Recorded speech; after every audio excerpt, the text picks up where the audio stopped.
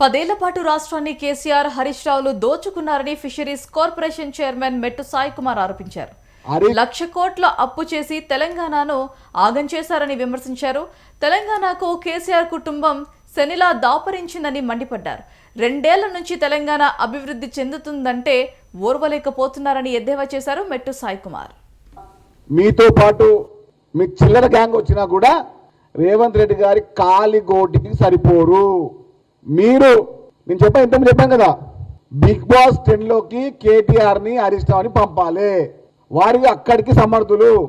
నిన్నేమో మీటింగ్లో అట్లా మాట్లాడతాడు హరీష్ రావు, ఇది అట్లా అదట్లా. హరీష్ రావు గారు ఆర్థిక శాఖ మంత్రి గారు మీరే ఉండే, నీటిపారుదల శాఖ మంత్రి మీరే ఉండే.